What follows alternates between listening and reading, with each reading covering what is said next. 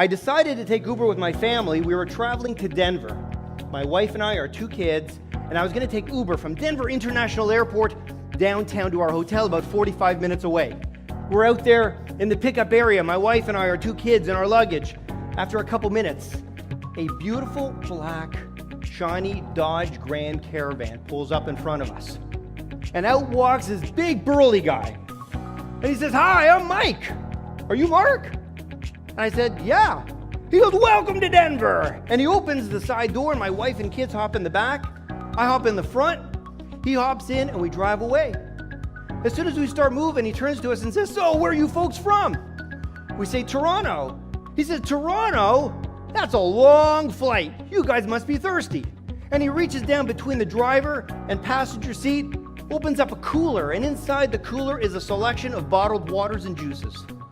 So everyone grabs some juice and water. We're all happy. Then he turns to my kids and says, "You guys like music?" They say, "Sure." So he hands them an iPad. And on this iPad is every song recorded since the dawn of time, arranged by genre and artist.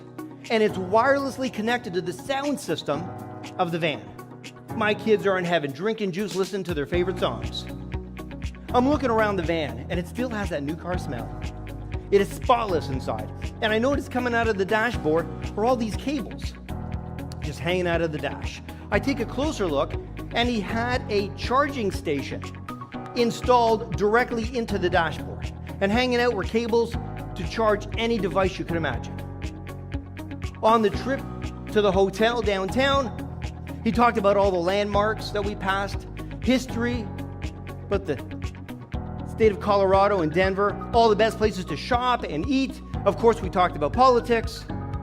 And in no time at all, we were at the hotel. He let us out, told us to have a great time during our stay in Denver, and drove off. Holy cow!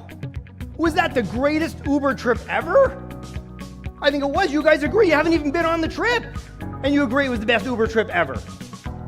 But I think back of everything he gave us, all the things that we got from Mike.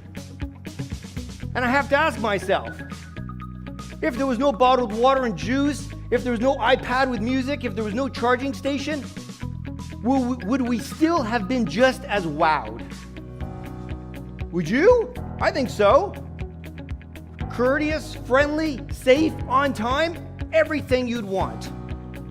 But you know what? He went above and beyond. Way above and beyond. And you know what's interesting is all those extra things in there, the iPad, the charging station, the juice. Who paid for that? He did. His per transaction cost went up. His per transaction cost went up, and it didn't need to. And here's the weird part. We couldn't use him again. Because the way Uber works, you can't request a specific driver. So all that work and all the love we had for him, and we couldn't even return the business. We couldn't use him again.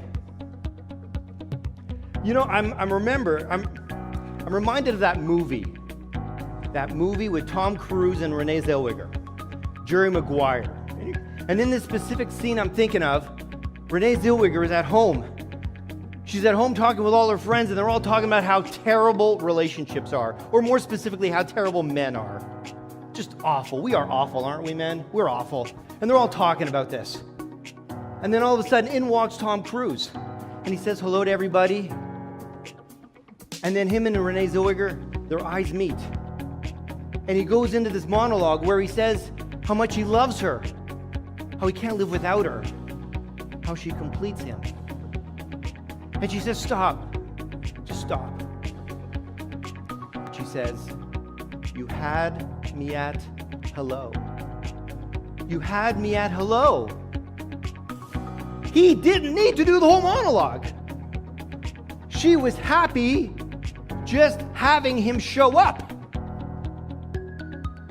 But he didn't know that. He didn't know what her expectations were. So he went above and beyond. Every single one of your customers has a hello point. Every single one. Even you, as buyers and your suppliers, you have a hello point. That point where they've won you over.